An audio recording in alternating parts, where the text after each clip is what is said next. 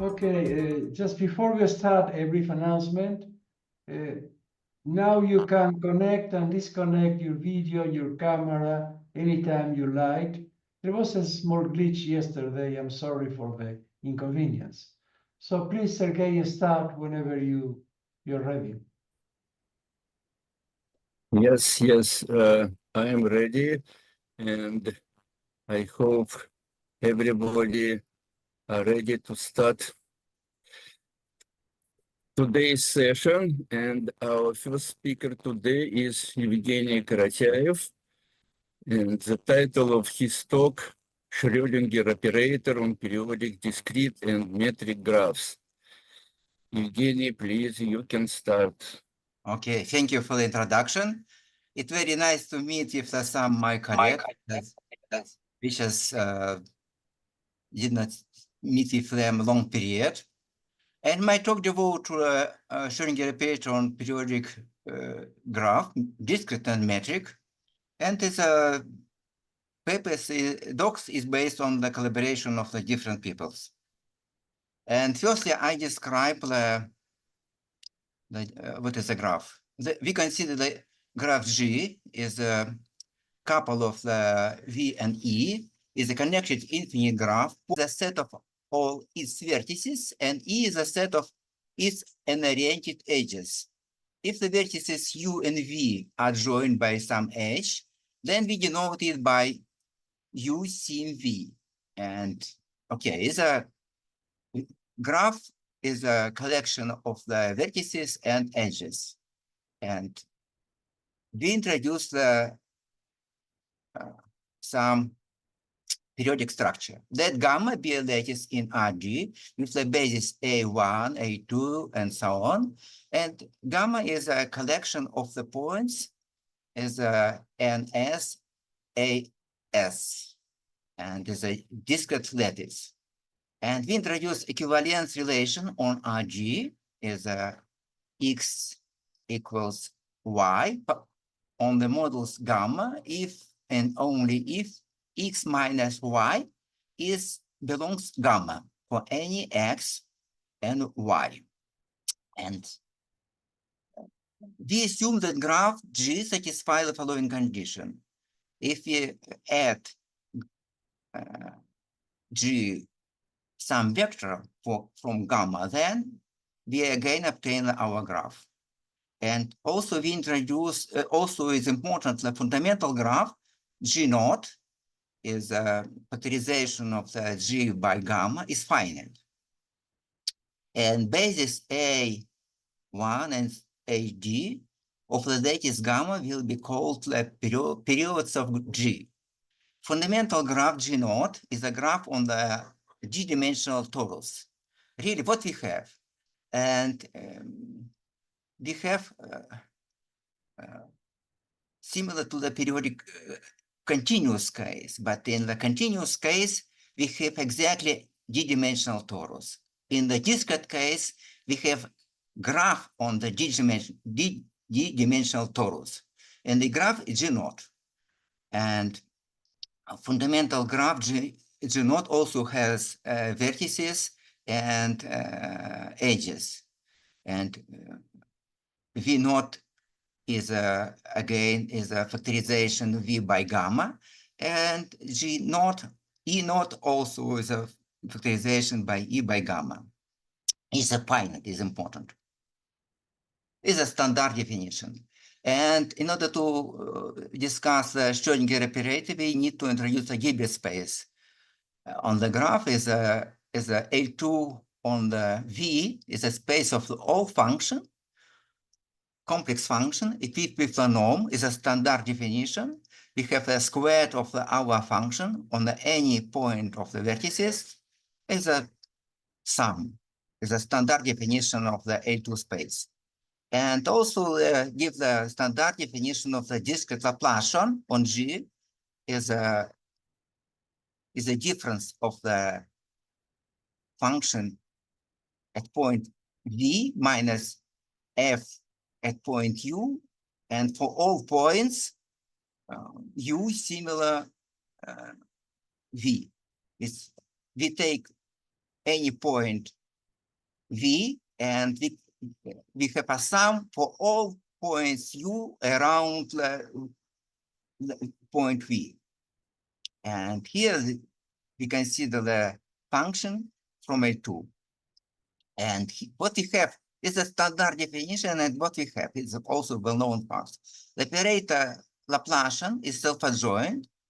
Point 0 belongs to the spectrum, and spectrum of the Laplacian belongs to the interval 0 lambda plus for some lambda plus positive. And the spectrum of the operator data on the periodic graph has a following form: is a absolutely continuous path plus forbidden band path. What is a absolutely continuous path is standard, but is not common point is a forbidden flat band path. Is a flat spectrum is a eigenvalue of infinite multiplicity. Usually, if you consider continuous case, such situation is quite absent, but for the discrete case, sometimes it's happened. And the absolutely continuous path is a union of the non-degenerate bands, and the interval between two neighbor bands is called a gap. It's a common point for any periodic operator. And the Lebesgue measure of our spectrum has a estimate. Is estimate from my joint paper with Saburova, 10 years ago, and we estimate the spectrum of the Laplacian in terms of the Betti number. As a uniform estimate, Betti number is a standard number for the graph. It's a Betti number is a difference between the number of the edges of the fundamental graph minus number of the vertices of the fundamental graph plus 1. It's a definition. And also, we can define the Betti number as a dimension of the cyclic space of the graph G naught. It's a geometric definition. And now my first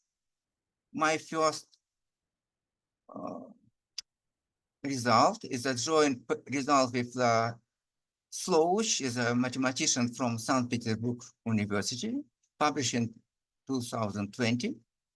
We consider the eigenvalues of the Laplace Schrödinger operator. We consider Schrödinger operator H, Laplacian minus V on the L2, where potential is non-negative, and potential belongs to the space A D divided 2. D is important. D is greater or equals 3, not 2 and not 1. Okay, about 1 is a lot of paper, but 3 is a very, very specific point. It's a standard case. Continuous case also is a specific space. Then the operator H has a finite number of negative eigenvalue counting with the multiplicity, and their number n satisfy the following estimates. N is less than some C, and the norm of potential in the space LP. P is G divided 2. And the constant depends on the graph and G. And in the specific case, when H is a Laplacian minus tau V, tau is a coupling constant, then for the large tau, we have asymptotics. N is O small tau in power P. Because in continuous case, we have capital O, not small. It's a situation associated with the discrete case. And here is important point that we have some preliminary result about effective mass for our Laplacian. And this theorem for the G lattice ZD was obtained by Levin, Rosenblum, Salamiak, and Bach and his collaborator. In the proof, we use the method of Biermann, devoted to a continuous case, and we also use the result joint with Saburova, 2016, about effective mass for the Laplacian on the periodic graph. Because situation is similar to continuous case. When we consider continuous case, we also need some preliminary information about effective mass. But it was done for the continuous case. The effective mass also is non-degenerate, and we also show in the paper with the Saburova that the effective mass tensor also is a positive. Complex potential, we don't know any result about the case when the number of eigenvalues is finite.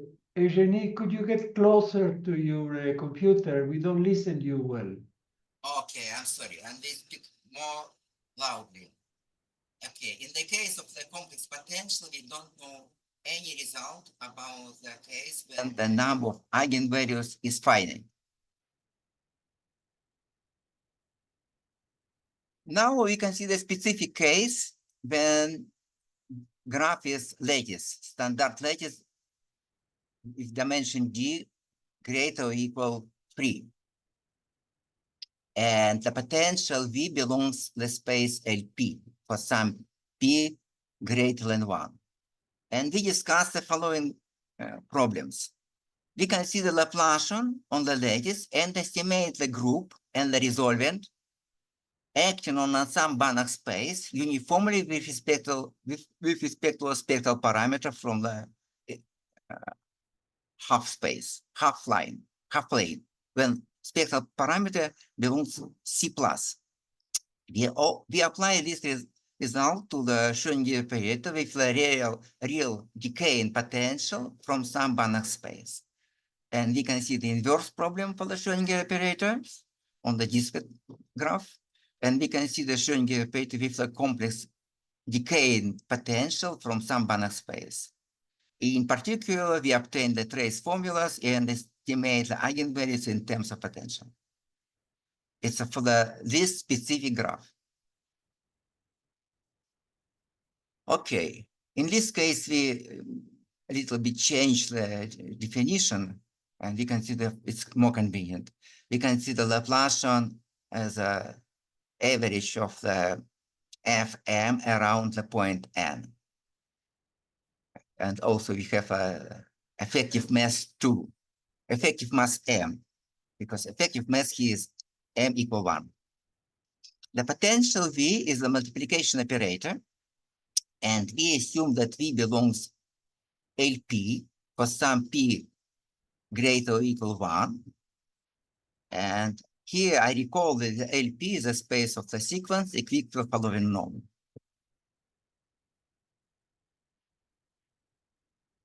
We can describe the spectral property of the operator H by the Fourier transformation from L too small to L too big, defined by the standard Fourier transformation. And here the TG is a torus. And after the Fourier transformation, our Laplacian is a sum of cosine Kj. Kj is a quasi-momentum. And here we see that the K belongs to torus, and we compute immediately the spectrum of our Laplacian is exactly minus dg. And under the Fourier transformation, our Schrödinger derivative is a sum of the Laplacian, sum of cosine, and the integral operator. In fact, we have here some specific Friedrichs model, very specific. There are a lot of results about the case G1. Mainly, this result are devoted to the scattering theory for the Jacobi operator with decreasing potential on the lattice Z. These results are applied to the total lattice and a lot of papers, huge number. And the case D greater than 1 is more complicated. And main problem here, we have not got a good representation of the Laplacian resolvent. Is a main problem, because in the continuous case, in dimension 3 and 1, we have a nice presentation of the free resolvent. But here, no. Only for dimension D1 equal 1, then we have this. But for dimension 3, it's a big problem. It's some Fourier transformation, but it's not enough to consider some spectral property. Now we can discuss the Schrödinger operator of decreasing potential on ZG. First, I describe the well-known result. First result is a deep result about the spectral property with decreasing potential, which was obtained by Bottet de Manuel and Sabani, 99. They describe the property of the Schrödinger operator when potential is uniformly decaying in the power minus a greater than 1. And they prove the following result. And the point spectrum is discrete and have finite multiplicity outside CG. CG is a thresholds, specific thresholds. And possible accumulation is a SG. S2 is a collection of the point 0 plus minus 2 and so on. It's a very specific point, and it creates some problems. And here we discussed that absolutely continuous spectrum of our operator is minus dg, and they prove that the singular continuous spectrum is absent. And if we introduce the multiplication operator by rho n, 1 divided 1 plus modulus n, then the operator valued function is a sandwich operator, is a like this, is analytic in complex plane and continues up to the boundary without set of critical point SG. And this is a standard case, but is similar to continuous, but only we have a problem with this set SD. And the last result is about the wave operator. The wave operator that exists and completes. It means that the range of the wave operator coincides with the absolutely continuous spectrum of operator H. This is the first result and sufficiently deep about the spectral property of the Schrödinger operator on the lattice ZG. And later on, Sasaki Marioka show that there is no embedding eigenvalues on the continuous spectrum when the potential V is finitely supported. And Rosenblum Salamiak obtained sharp estimate for the number of negative eigenvalues. And Hundermax and Simon determined so-called Lip Turing type inequalities for the discrete case. And I obtained the jointly with Katsenka some inverse problem for the discrete Schrödinger operator on graphene nanoribbon in the external electric field. And recently, Hayashi, Higuchi, Nomura, and Agurusu computed number of discrete eigenvalues for finitely supported potentials.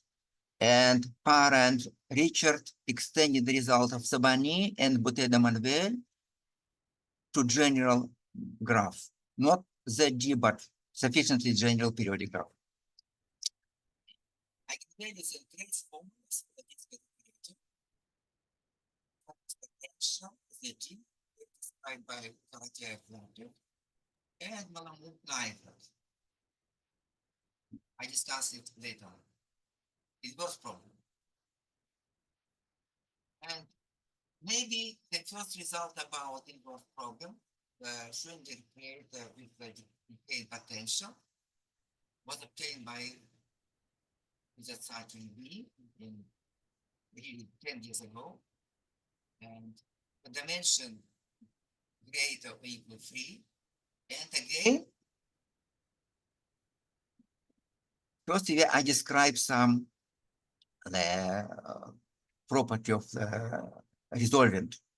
The operator valid function is a sandwich operator, square root of the potential, and free resolvent against square root of potential is analytic in cut domain and is girded up to the boundary. And then we have more strong results than the result of the Sabani. In the case of Sabani, the resolvent is analytic in cut domain and continues up to the boundary without the critical points. And we remove this critical point. No critical point. As a result, similar to continuous case, and we also obtain this our resolving in Hilder up to the boundary, including the critical point. Each eigenvalue of H has finite possibility, and the last result is about inverse problem. Suppose that V is finitely supported, is a crucial point.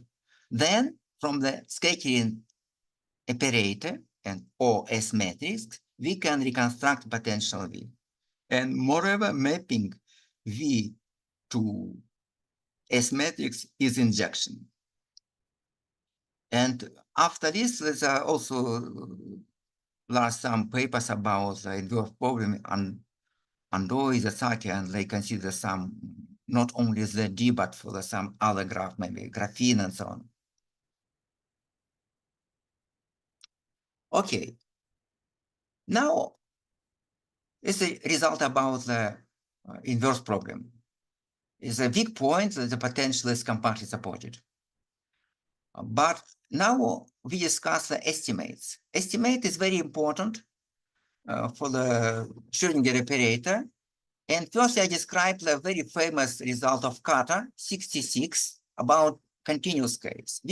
Carter considers Laplace on the space RG, and he proved the following estimate. For any T and any U from the space LQ, Q greater than 2, he proved the following estimates. Is a sandwich, but not with a resolvent, but with a free unitary group.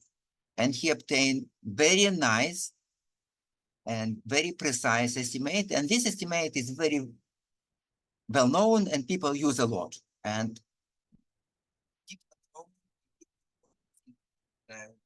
some complete Schrödinger equation in high dimension terms. And also, first result about the free unitary group, and second result about the free resolvent. Again, here the U belongs LD plus minus epsilon. Here G greater than 2 plus epsilon for some epsilon, positive epsilon. Then he proved the following estimates. The sandwich operator, U free Laplacian U, and he obtained in terms of the U and some constant, which depends only G and epsilon. It's very important estimate and people use it a lot. And these estimates are very, very important in mathematical physics, and there are a lot of papers where people use it. And our main goal to determine similar estimate for the graph.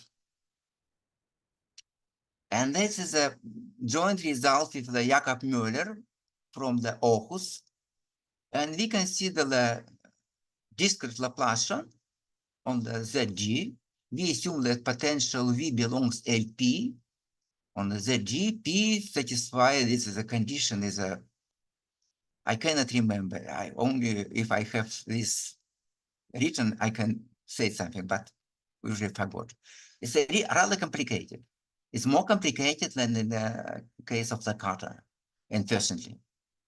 Then we also have results similar to Carter, and our goal to reprove the result of Carter for the discrete case, but unfortunately we have our result for the case where P satisfies condition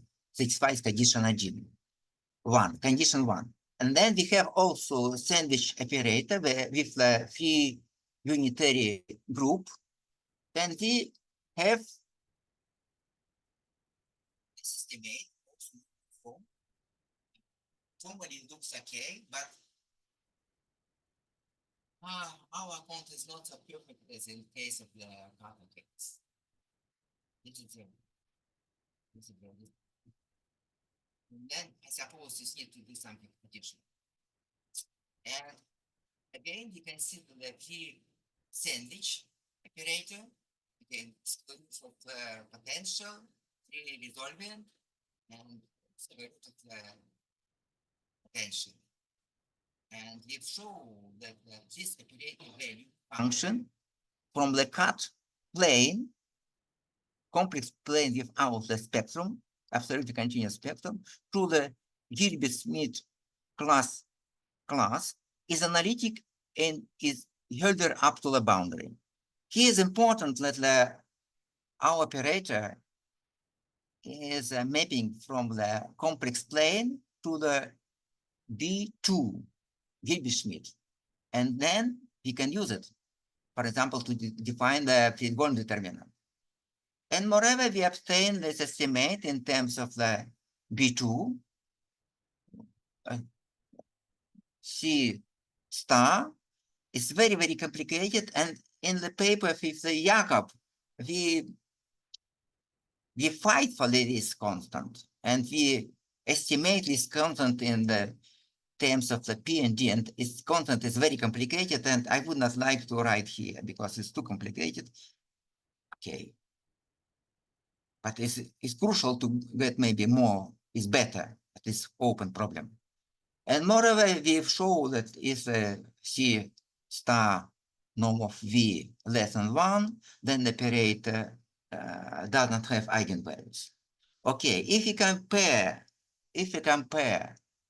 the result of the Carter and our result, we see that we do something good in the direction of Carter, but here we need to do something additional. It's not so clear how to do because this is a problem. Okay, the method is, what is the main result? What is the main notice? The main remarks. The method of Carter does not work for the ZG. We give quite new approach. And conversely, our method doesn't work for the continuous case. And then it's not so clear what is the best estimate. And in the proof, we use a recent integral estimate of the Bessel function from the classical papers. because there are a lot of the result about the Bessel function, some asymptotics, but is not so many estimate of the integral estimate of the Bessel function. But here in the proof, we use essentially the Bessel function as an integral operator. And then we need some result from the classical papers. And maybe in order to improve this result, we need to improve the result of classical. Okay, and now we apply this result to the case of the spectral theory. And then potential satisfy condition 1 for this condition. This important case G equals 3. And then the wave operators, wave W plus minus, they exist and complete. It means that the absolute range of the wave operator coincides with the absolutely continuous spectrum of our operator. And the absolutely continuous spectrum of the our operator coincides with the absolutely continuous spectrum of the Laplacian.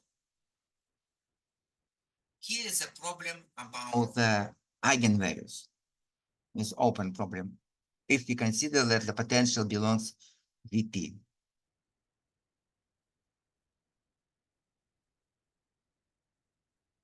Now we consider the complex potential. Complex potential is more complicated than the real potential because the spectral theory is not developed, is not so developed for this case.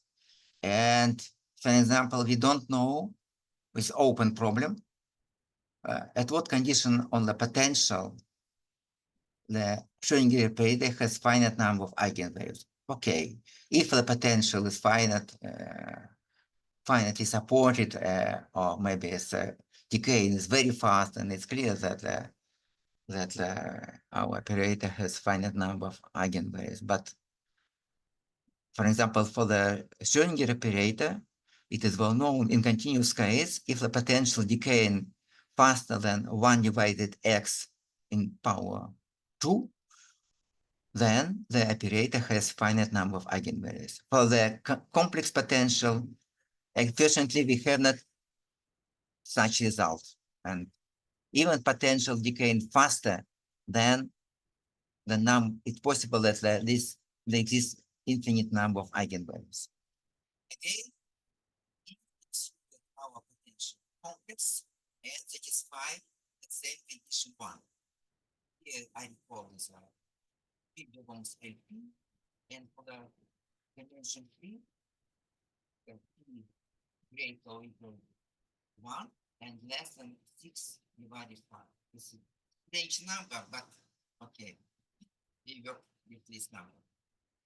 Okay, here, the spectrum of the Laplacian from the minus dg, and it's well known that if potential satisfy the condition 2, then the essential spectrum of the Schrödinger operator on the space L2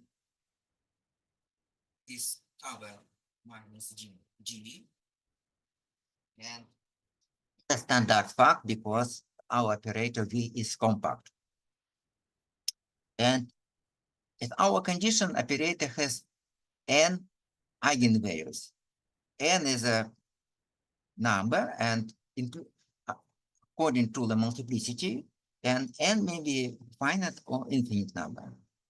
And we denote by lambda n the number of this operator outside the essential spectrum.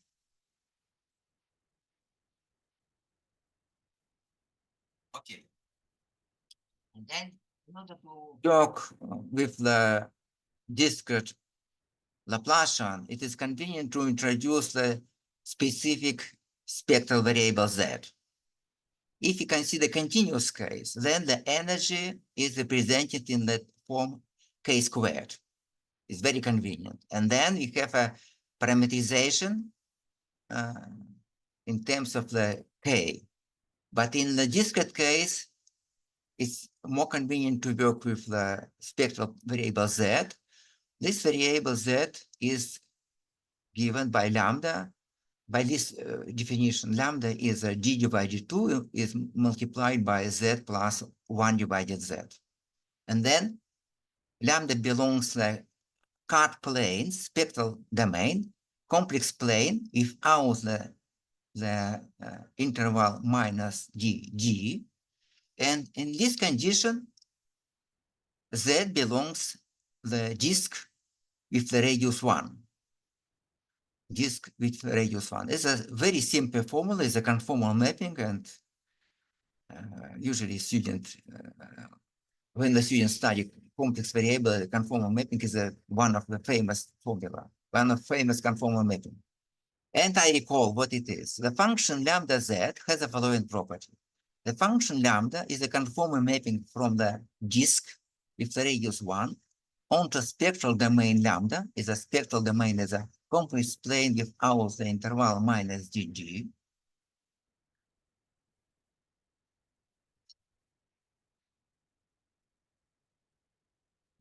Domain, and maybe the upper side and the lower side. And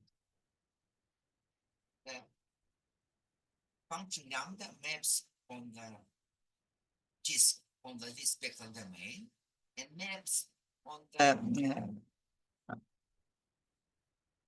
upper half disk on the lower half plane, and conversely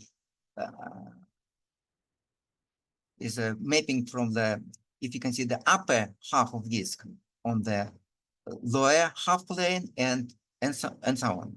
And the function lambda maps the boundary, the upper semicircle onto the lower side. It means the interval minus dg minus IO, and the lower semicircle onto the upper side. The same, but we have plus IO. And it's important, the function lambda maps the point z equals 0 to the points lambda equals infinity. And also it's very simple to compute the inverse mapping, inverse conformal mapping, z. And z is a very simple formula, 1 divided g multiplied by lambda minus square root from lambda minus lambda squared means minus d squared. And we need to choose the branch. They choose the branch by asymptotics. And z is d divided 2 lambda, and so on for large lambda. And then why we do this? It is for the discrete case, it is convenient to use a Hardy space, an analytic result from this space, because a lot of papers devote this. And now I define the Hardy space. For positive p, we say that the function f belongs to the Hardy space HP in the disk if f is analytic in the disk and satisfy the condition f in the HP less than infinity, where norm of the f is given by. Here we use a p greater than 0, and then only if p greater or equal 1, we have a space, the Hardy space, and then it's some more complicated set. And it's a standard definition of the Hardy space, and use this definition to define in our space. And also we denote by B the class of boundary operators, and B1 and B2 the trace, and Hilbert-Schmidt class operators equivalent to norm. It's B1 and B2 corresponding. And okay, this is standard definition of the Hardy space. And now I use the result the Jakob-Möller. Where we consider the mapping our sandwich operator y naught to the Hilbert-Schmidt class operator. And we do it here. we define the modified determinant dz, z belongs to a disk, by the following formula. Here dz is a modified determinant. We have the standard case when the y plus y naught, but since the y naught is a Gilbert-Schmidt operator, we need to use some multiplication as additional factor, exponent in the power minus y naught. And after this multiplication, the operator in the square bracket is one identical operator plus trace class operator. After this, we can define the determinant and so on. It is important. And here we essentially use result with Jakob Müller. And determinant here is well defined because our operator A naught Gilbert-Schmidt class and is smooth. And it is well known that if lambda naught from the spectral cut domain is eigenvalue, then Z naught after our transformation from the disk is a zero of the determinant with the same multiplicity, and conversely. And now we present preliminary result about the complex potential. And if the complex potential satisfies our condition 1 or 2 here, it is the same. Then our determinant is analytic in the disk and holder up to the boundary and satisfy the estimate, uniform estimate in the disk. Where C star is from the theorem with the Jakob Müller.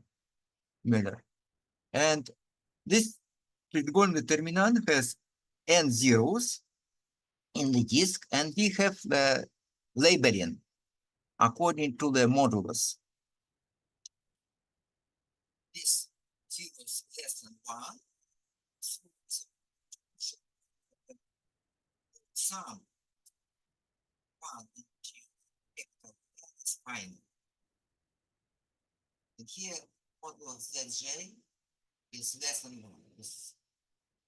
And moreover, the function psi from Z is a logarithm from the Zg is analytic in the small disk G with the radius R naught, small disk. Here is a R naught is exactly the first eigenvalue.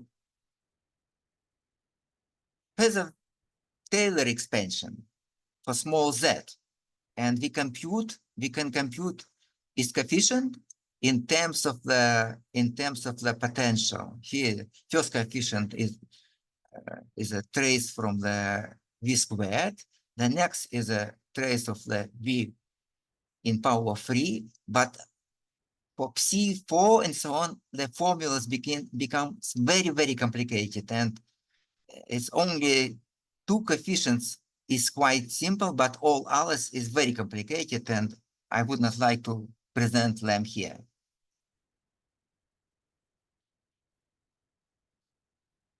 This theorem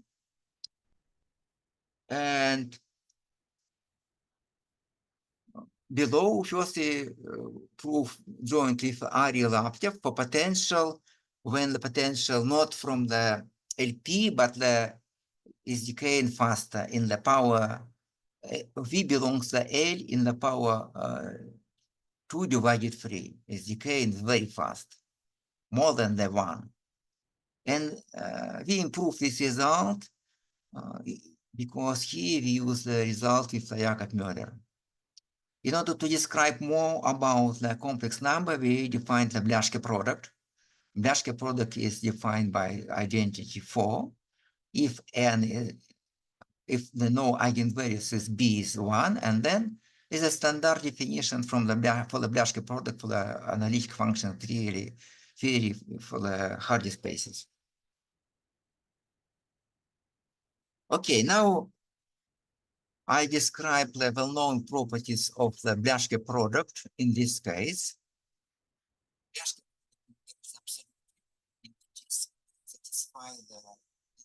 the space, part space H infinity, and we have the estimate in this case the Dashka product is less than equal to 1.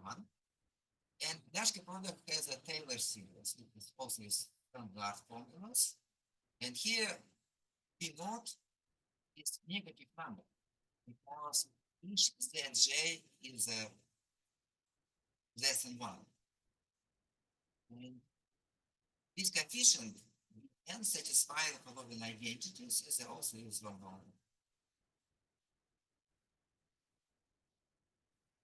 Use it.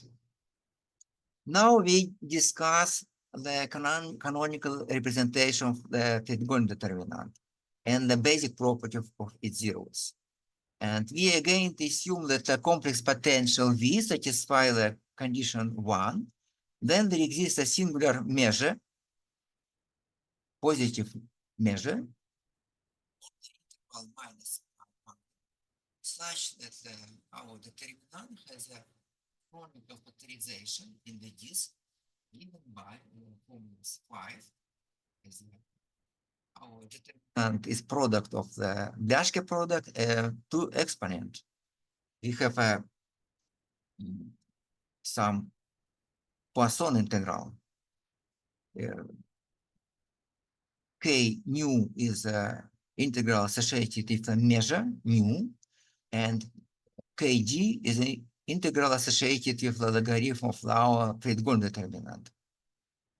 And we can say that we can define this determinant, but the problem here, the main problem here is a measure. It's very difficult to describe the property of this measure because in the continuous case, such factorization is absent because our function is significantly better. Okay, here the function logarithm of the Fitzgerald determinant is a function from L1, and the measure nu satisfies the following condition. A support of this measure is belongs to the set where our determinant on the boundary is 0. Okay, here we have some information, but it's not so many. Now we describe the trace formulas. And again, we assume that our complex potential satisfy our condition. Then we have the following trace formulas. The measure torus divided by minus coefficient B naught. B naught, I recall what it is. B naught is the product of all eigenvalues in terms of the variable z is negative. B naught is negative. And this is exactly the integral of the Fitzgerald determinant on the circle. And here, what we have? The formula 7, the measure is positive, and the coefficient P naught is negative, but before negative coefficient, we have minus, and then left-hand side is positive. And then it helps to estimate something. And for the we have also the trace formula for the other coefficients, but it is not so useful as a trace formula 7. I recall B naught is a negative, and Bn and psi n are the Taylor coefficient of the Dashka product at our function psi logarithm of the Fitzgerald determinant. And measure d mu is the difference between the measure log Fitzgerald determinant minus our measure g nu. And here we have also some integral.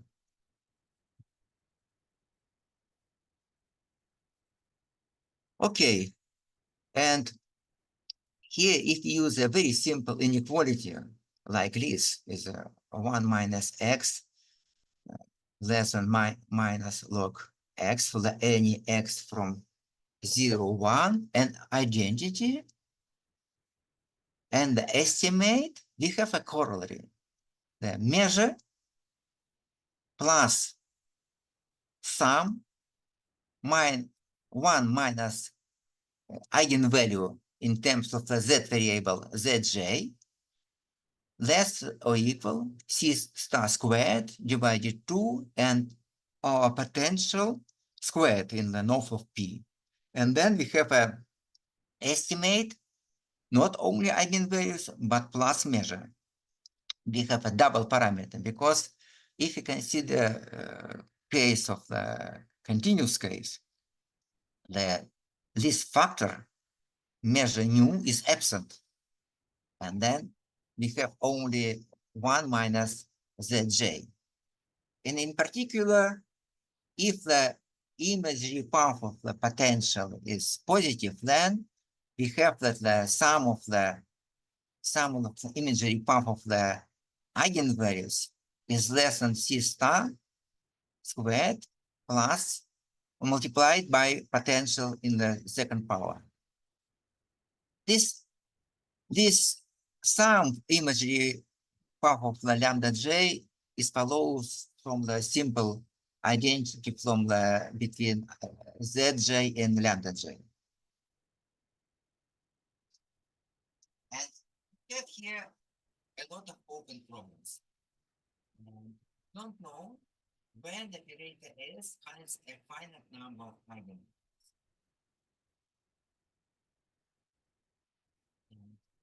Need some example and know. And if there is this infinite number, then we need to describe accumulation points. And also there is open problem to describe the singular measure, because singular measure is very complicated. Even if we consider the function from the Hardy space, very difficult to describe the singular measure nu for the function from the Hardy space. And it's not so many papers about this. It's important parameter from the function from the Hardy space, but unfortunately, not so many results about this. Now I discuss trace formulas for the real potentials. We consider our operator with potential is real and satisfy our condition 1. In this case, all eigenvalue lambda j and zj are real because we have simple property of the conformal mapping. And but in this case, we need also Friedholm determinant, and our determinant belongs to Hardy space H infinity because we have a priori estimates as a Friedholm determinant is uniformly bounded, and we have a corollary, and then potential V is real and satisfy 1. Then we have the identity 9. Again, we have the measure nu on t minus b naught, and it is positive number. And then we have additional trace formulas. But here we can estimate, again, we have estimate because we know estimate about the Friedholm determinant, we estimate the measure nu and the constant b naught in terms of the potential.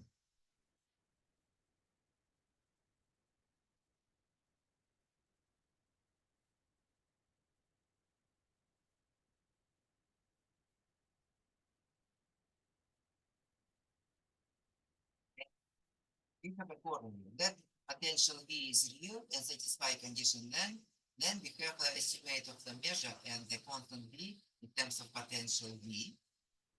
And also we can estimate the sum of the kappa and J is the, roughly speaking, the difference between the eigenvalue and of the spectrum. Kappa J is a modulus of lambda j squared minus b squared and sine lambda j. And then we can estimate in terms of the potential. is the first moment and the second moment. Okay, and I have how much minutes I have?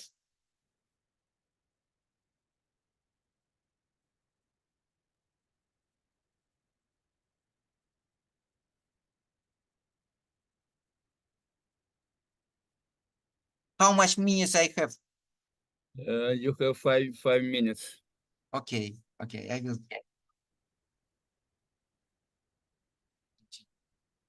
I will discuss a little bit about the measure mu. And there is a definition of the Carlson measure.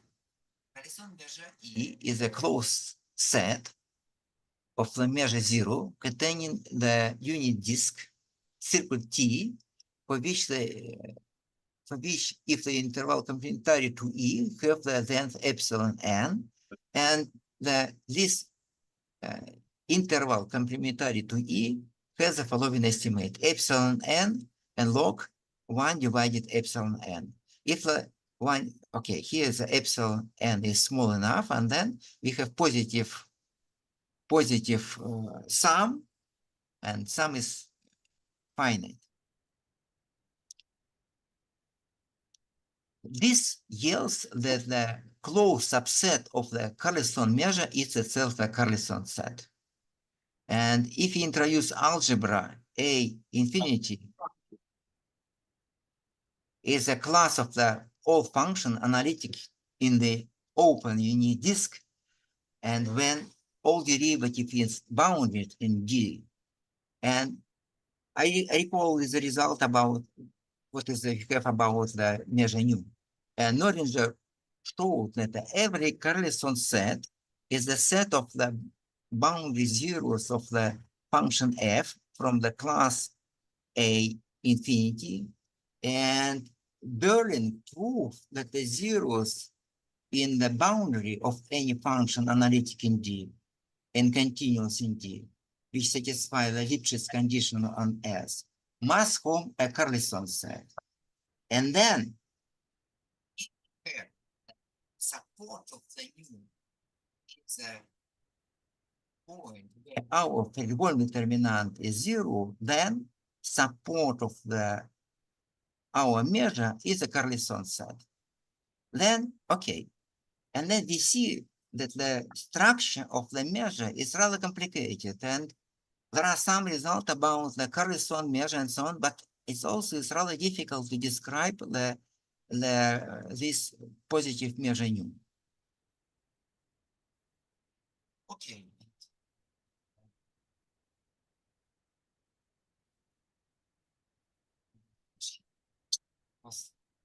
I cannot discuss the scattering for the metric graph because I need more definitions. I'm sorry. That's all. Thank you.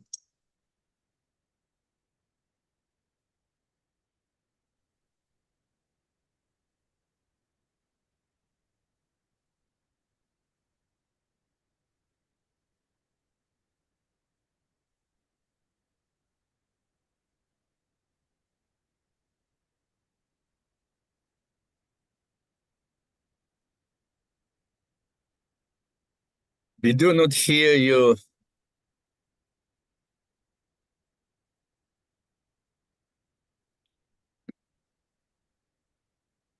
Evgeny.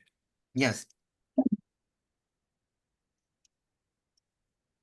I don't understand the question.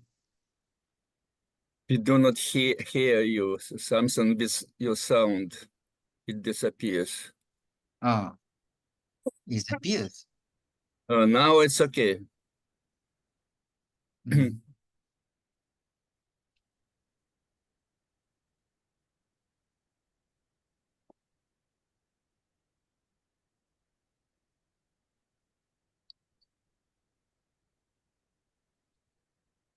And then I finished. I told you. Okay. Thank you very much for your interesting talk. And any questions, please?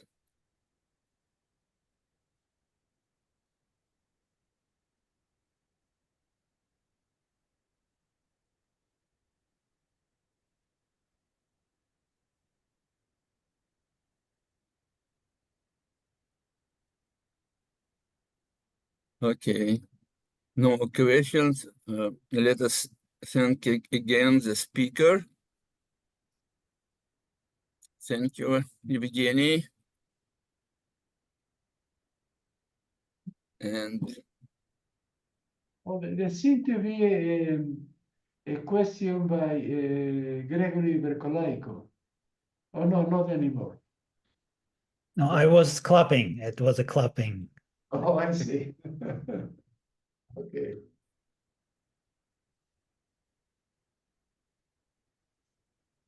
Okay, well.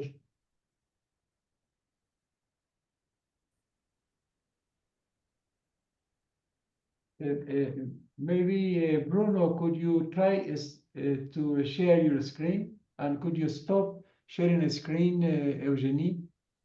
Yeah, I see. I see. Oh,